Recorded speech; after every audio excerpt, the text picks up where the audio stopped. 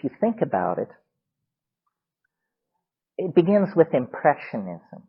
Well, what is Impressionism except LSD 30 minutes in? In other words, the sharpness goes, the colors brighten, everything begins to blur. The boundaries are beginning to dissolve. It's contentless. It's ideologically empty. It's just how things look. They look this certain way. Well, then, 20 minutes later, ideas are beginning to accompany this melting and flowing of perception.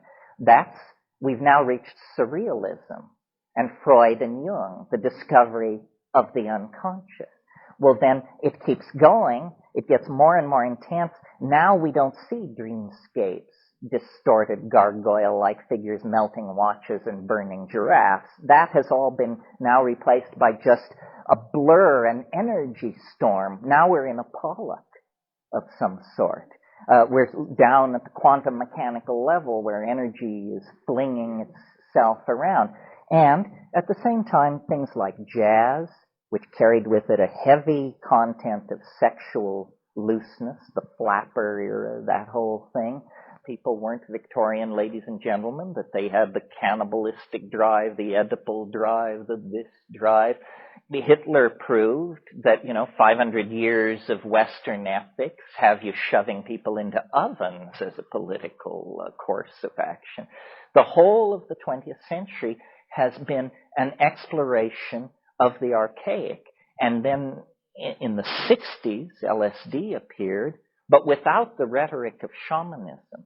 LSD, for those of us who lived through it, was presented as the latest thing after penicillin and birth control. It was better living through chemistry. It was now we have penicillin, and now we have orthonovum, and now we have LSD. Was better living through chemistry. You've all seen the poster of the kids in the hate holding the banner. In the 70s, it was realized that the psychedelic experience need not be confined to LSD. It was generally realized, and that there were all these ethnographic usages: ayahuasca, peyote, datura, morning glories, so forth and so on. And then late in the 70s, the shaman became the paradigmatic figure for cultural emulation. And that's basically where we are now. The nation state is dissolving. It's a creation of Renaissance rationalism. Electronic media is retribalizing the world. Pharmacology is throwing open a vast cornucopia of psychoactive substances, and the legacy of psychoanalysis, modern art, quantum physics, and phenomenology have propelled us to the brink of a neo-archaic understanding of our world. And now it has to become more explicit. I mean, I don't think there's much chance of survival without a major effort to reestablish archaic styles and institutions. And it's not an easy thing to do. I mean, if you're idealizing 70 naked people with no physical culture who are following along behind their cattle on the plains of Africa, and you want to take their social institutions, psychology, philosophy, and aesthetic and lay it onto a global electronic culture of 7 billion, there's going to be some creative twisting and turning in all of that. Nevertheless, I believe it can be done. Now, there's one more aspect of this that I want to touch on that's sort of philosophical in general, and that is, we've talked about the psychedelic experience. We've talked about how it dissolves boundaries and changes cultural values and so forth. But what we haven't talked about is, what is it exactly? I mean, what's so great about it? If you read a description of a psychedelic experience, it sounds sort of like, everything dissolves, you see a lot of bright colors, you have funny ideas, and then you have to rest for a day. Well, what is so great about that? I mean, why should that be a culturally transforming issue? Well, I believe that that we misperceive the psychedelic substances if we simply think of them as an inert substance in a plant, which when taken by a human being, dissolves programming and shows you the basement of your mind, essentially. That isn't what's going on. I believe here is much closer to what's going on. Psychedelics convey information. The other kind of chemicals in nature that we're familiar with that convey information, aside from DNA, are pheromones. Pheromones are aromatic compounds released by plants and animals, usually to carry a message within the species. So ants, as you know, lay down chemical trails that other ants sense and can follow. Well, in a sense, hallucinogens are intraspecies pheromones of some sort. They carry information across species lines. And the kind of information that they carry, the message, is one of harmony, balance, and integration. And so a human population with a psychedelic institution or sacrament will, in its pristine form, tend to be nomadic, have very little physical cultural expression, tend to have a very loose family structure, an extended family structure and child rearing arrangement. And I believe that this is where we can introduce the concept of the Gaian mind. The reason the psychedelic experience is so paradigm shattering is because we believe that we are alone in intelligence on this planet. And what the psychedelics show is, no, there is a much larger field of mind than we ever could suspect in our ordinary state of consciousness. Nature herself is a minded entity, and information is flowing between species, between biosystems, across biota, gradients of light, chemical release, water, so forth and so on. All of nature is a vast communicating mind of some sort. And the only portion of that vast system that is out of alignment is the human world, because we closed the channel. We closed the channel by abandoning the shamanic institutions. In many, many human languages, the word shaman means go-between. Go-between. Well, go between what and what is the question. Well, the answer is go between the safe pedestrian assumptions of an organized society and the vast churning ocean of mystery that is real being. And every society is an illusion reared against the mystery of real being and pursued in ignorance of it. So the shaman mediates between these two worlds. The ordinary world people have to live in order to catch fish and have children and form relationships and bury the dead, and another unseen, dynamic world of energy, of process, of strange attractors, of the great unknown. But it isn't an abstraction. It's nature. And history is the consequence of an animal species losing its connection to the Gaian mind. And instead of then a Gaian agenda, integration, unity, cooperation, you get an ego agenda.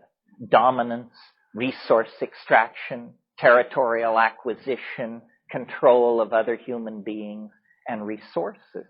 So when shamanism died, when hallucinogens became stigmatized, when the climate changed, we literally fell into history. We became a different kind of animal. And the consequences of untrammeled historicity being practiced for 12,000 years is to bring us to our present situation, where we have immense intellectual understanding of some aspects of nature. We have an immense ability to coordinate group activity in certain areas, like building a bridge, but not disarming, for example. But we have no ability whatsoever to control this darker self that sort of drew itself up to the campfire 12,000 years and said, you banished me into the darkness for 1,000,000 years while you lived in a psilocybin-driven paradise. But here I am again, and the piper must be paid. Now, all the cards are on the table, and it's up to us, we who live on this planet at the end of the 20th century, to try and do something with these facts. If we go extinct, if we wreck the planet and toxify the environment, it will be a tremendous tragedy, because there are ways out. There are answers. But how much of the baggage we've accumulated over the past 4,000 years are we going to be able to take with us into that new world? Bloody little, I maintain. Our music, our mathematics, our dance, our theater. I don't think our technologies are going to be able to come with us unless they go through serious downsizing and detoxification. So really, the discovery in the 19th and 20th century of these ancient ways of relating to plants, it's not just a curiosity of anthropology or an exciting subfield of botany. It is, in fact, very central to the human drama of our salvation, because I don't think we can fix ourselves through rhetoric. If we could fix ourselves through rhetoric, then Buddha and Christ would have done the job. We can only fix ourselves by consciously analyzing our dilemma and then intervening. And I believe these cultures that have existed in a kind of suspended animation in the rainforests of the world while Western European civilization charged through its merry adventure, the raison d'etre for the existence of those aboriginal civilizations is that they carry the archaic gnosis.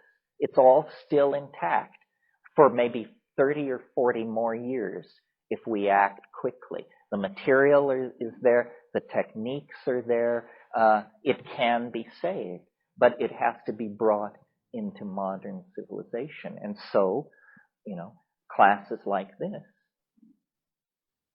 Yeah. One question. If it is that Gaia is trying to get us into equilibrium, and if there's some certain type of consciousness that humans need to have in order to bring about that equilibrium, why is it then that Gaia has made these hallucinogens taste so bad? It's a great question. Well,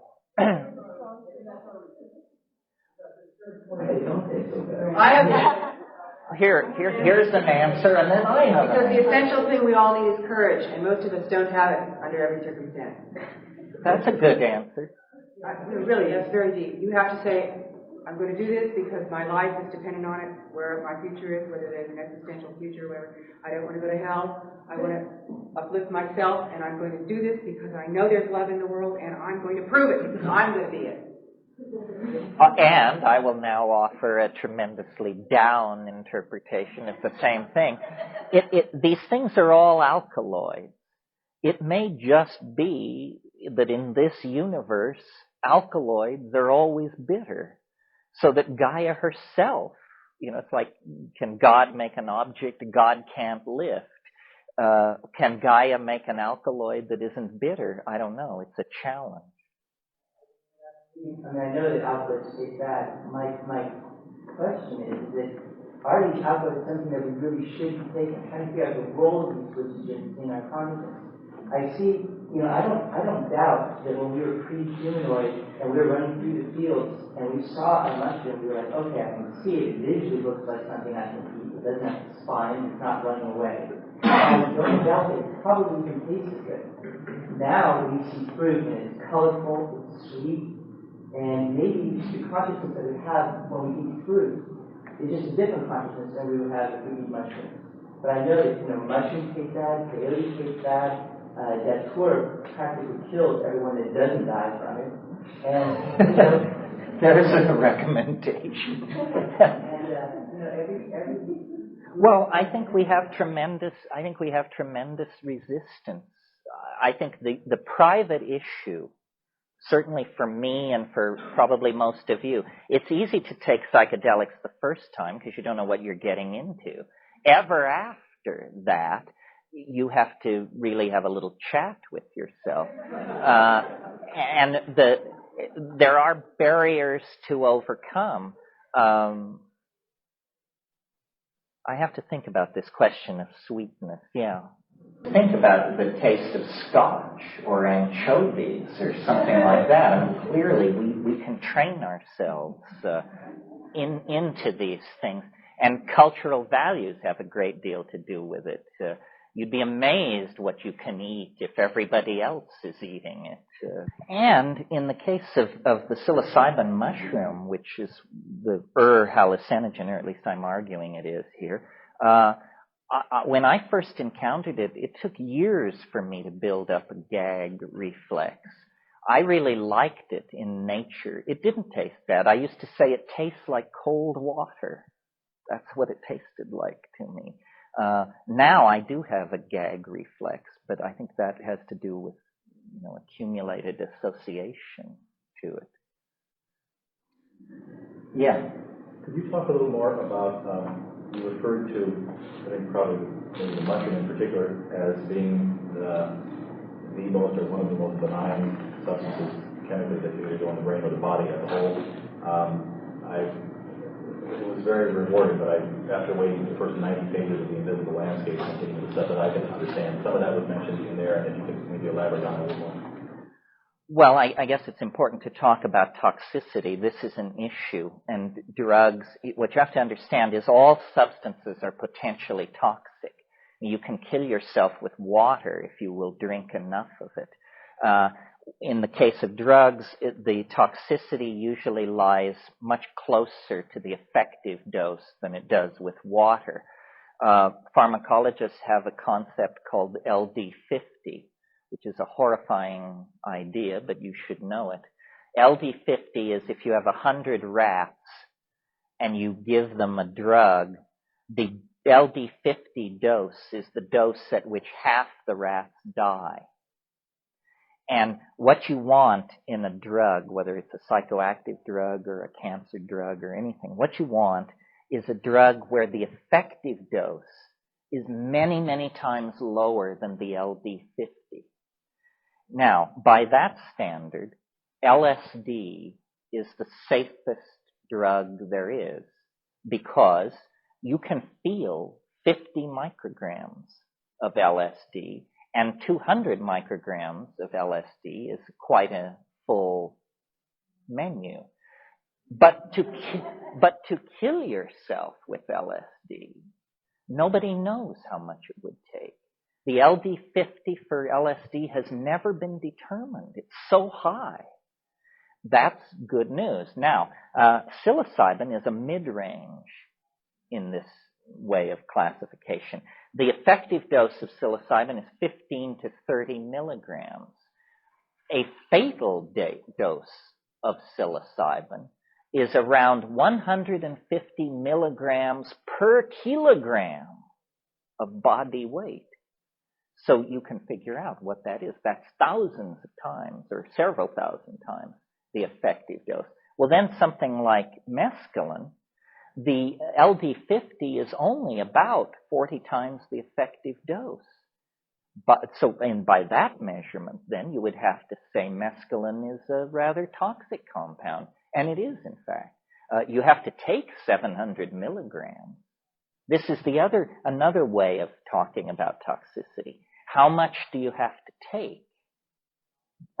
If you mescaline, you have to take 700 milligrams. That's damn near a 000 cap filled with pure alkaloid. LSD, to 100 micrograms, you can lose it on the head of a pin easily.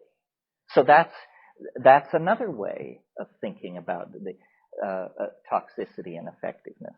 And then there's one other parameter. How long does the drug last? If you take a substance and 48 hours later you still have your phone turned off and you're lying around in warm baths and wishing for a massage, then you took a toxic substance. It's not supposed to do that to you. It's not supposed to leave you with backaches and insomnia and a wreck. Well, by that criteria, then, DMT must be one of the safest drugs there are, because it carries you to a titanically psychedelic state of mind and returns you in under 10 minutes to the baseline of consciousness. Now, it takes 70 milligrams of DMT to do that. So then that's, it takes a lot more than it does LSD. Now, interestingly, and then I'll let you go to lunch, we ran a little over, so we'll go to 12:30. Here's some new data that you may not have. A new psychoactive plant has come onto the scene with a new psychoactive substance in it, previously unknown to science, in a chemical family previously unknown to contain psychoactive compounds. And this new compound can justly claim, though very little is known about it at the moment, and the experience itself is absolutely white-knuckle terrifying, can claim to be the safest psychedelic in the world because it only takes 1,000 micrograms, 1 milligram of this substance. Now remember, it took 70 milligrams of LSD. 50 to 70. 1 milligram of Salvinorin alpha smoked will deliver you into a freakishly alien reality for about 15 minutes, and then you will return. And we know almost nothing about this drug at this point. We don't know it's LD50. But it's only the second compound ever discovered that is active in the microgram range. It is an isoquinoline. It is in a chemical family unknown to contain psychoactive drugs. They've all been alkaloids or tropanes or something like that. Suddenly, late in the game, here is a plant. You can get high on the plant, although you have to work at it, and it's not dramatic. It's like the first half hour of ayahuasca or something. But if you isolate this compound and smoke it, it'll turn you every way but loose. And this is new data that has just come out. It should inspire those of you who are field botanists or ethnographers. There is a vast number of plants in the literature that are listed as suspect hallucinogens. What that means is somebody said, or some Indian told some botanist, we take this and we see things at night or something. Salvia divinorum was known for 20 years, but nobody could find the compound and nobody could get off on it. Well, now people are getting off and the compound has been discovered, and they're looking at near relatives of Salvia divinorum, including a Ukrainian mint and some coleus species. And we're finding in microgram and smaller amounts a whole family of these new psychedelic isoquinolines. And what they will mean for us, it's hard to say. I mean, previously DMT held all honors for, weirdness, the depth of the call, as Heidegger likes to say. Now Salvinorin alpha is on stage, and there's lots of work to be done. Yeah. B9 was, when you've written about DMT, you mentioned it as very similar to brain chemistry that is already there. Or if we're all walking around in a serotonin hallucination and don't know it. and DMT, is it closeness in chemical structure to what's already there that you refer to it as benign, or? Yeah, I mean, I think it's fairly logical. It seems reasonable to say that, first of all, you don't want to insult the physical brain in any time, anyhow, because you only have one or two. So you have to keep care of your brain. It's very interesting that the most dramatic hallucinogen, and now I'm talking about DMT, let's leave Salvinorin alpha out of this because not enough is known about it. But the most powerful hallucinogen actually occurs in human metabolism. Every single one of us, as we sit here, is elaborating DMT in tiny amounts. We're also elaborating 5-hydroxytryptamine or serotonin in quite extensive amounts. So I believe that ayahuasca, from this standard of judgment, is probably among the safest of the hallucinogens because it's essentially brain soup. There's nothing in it that you don't already have in your brain. It's just got more of it and in a different proportion. Oh yes, they occur in the pineal gland. 6-adenyl-glumorotropane is actually 5-hydroxytryptamine. 6-hydroxytryptamine. So a lot of these compounds are elaborated in the brain. LSD is not. Salvinorin alpha is not. Ketamine is not. Mescaline, close, but not. I mean, there are amphetamine-like compounds in normal metabolism, but that isn't one of them, yeah. A question that you might want to do after or when we come back, but it's a twofold question. One is, what is your opinion as to how these different substances open up different aspects? You know, each has their own little niche. And more specifically, if you could give me any point of view as to the differences between what opens up between a mushroom experience and an ayahuasca experience. How do they differ? And do you have any point of view as to the different windows or the different dimensions that different drugs open? Sure. I mean, it seems to me, and somebody with equal experience might differ, but it seems to me that the best model is like a target or a bullseye. The various substances exhibit more and more of their unique character the more you take. In other words, if you take a low dose of something that's psychedelic, it will clarify your vision, stimulate you, and you can't really tell whether you've taken psilocybin, LSD, mescaline, or what have you. As the dose increases, the specific characteristics of these substances begin to emerge. And often they're contraintuitive to a chemical way of thinking. For example, ayahuasca and mushrooms, psilocybin is 4-phosphoryloxy-N-dimethyltryptamine. When you remove the phosphorus group, which happens as it crosses the blood-brain barrier, you get something very much like DMT. However, when you take psilocybin, you don't get something like a DMT trip. You get, in the case of psilocybin, the most startling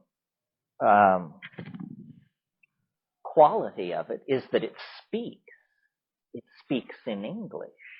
It tells you things. I mean, this sounds preposterous unless you've had the experience. It sounded preposterous to me for years. I just could not imagine what my friends meant when they said these plants talk to you until I had a conversation with it. So psilocybin speaks, and it's a kind of a Spockian kind of message. It's about enormous machines in orbit around alien planets.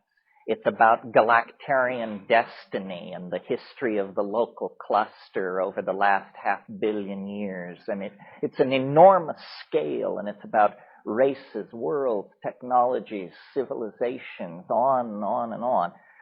Switch over to ayahuasca, which is chemically almost the same animal, and it's about the waters. It's about birth, death, femininity, health and disease, relationships, energy flows between people. It's very human. It's very feminine. It's very organic. And in closing, well, these are quite different messages. I mean, if you had one in the absence of the other, you would have an unbalanced view, I think, of what is going on. However, then, if you take these things and push them all, do double doses or triple doses, I'm not recommending this, but I'm just saying it has been done and we have the data, what begins to happen is everything migrates toward the DMT flash. The DMT flash seems to be sort of like the center of the bullseye. Now, I haven't personally had enough guts to smoke Salvinorin alpha. I've watched people do it, and if you're going to do it, I suggest you don't watch people do it. Because I was gung-ho till then. But assuming it lies somewhere on this spectrum, what seems to be happening is all of these things propel you toward deeper and deeper states of boundary dissolution. At the first level, you simply dissolve the boundary between yourself and the part of yourself you don't want to look at. That's called dealing with your stuff. At the next level, you dissolve the boundary between yourself and other people. And this is the bonding situations and that sort of thing. At the next level, boundary between yourself and your memories of the past. All of your experience is returned to you. And beyond that, you dissolve then into what Jung called the collective unconscious or something like that. And then beyond that, Gaian mind, cosmic mind. I mean, I'm no fan of these hierarchies of named hypostatized spiritual entities, but that's the basic idea. And finally, and astonishingly, I think the elf workshop of the DMT flash lies very close to the center of the experience, of what is possible. It is not simply, as you might have gotten the idea from reading the literature. You see, in the 60s, they wanted to map it over Buddhism or Eastern religion. And they wanted to say that as the dose increases, somehow Satori or Shunyata or Nirvana or the white light or the great void or something like that. I never had that experience. As I raised the dose, the complexity of the state complexified. It never simplified.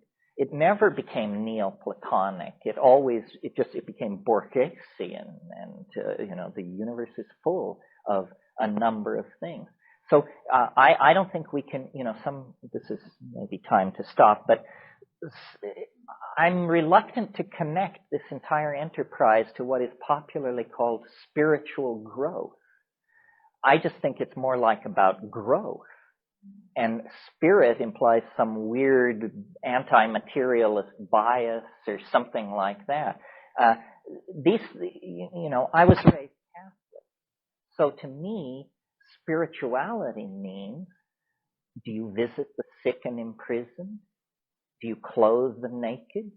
Do you feed the hungry? Do you bury the dead? Do you comfort the afflicted? This is when I see somebody doing those things, I say, this is a spiritually evolving person. When I see somebody taking psilocybin, I say, there is an explorer. But I don't try to lay on some moral judgment about good and evil. I think that's inappropriate. Spiritual accomplishment is manifested by moral action. And the role these psychedelics play is they may make moral action easier because they show you your memories and your debts and your mistakes. But intrinsically, They are not tools for spiritual development. They are tools for the exploration of mind. And we don't know what that is. And we probably won't figure it out this afternoon. But anyhow, we'll come back here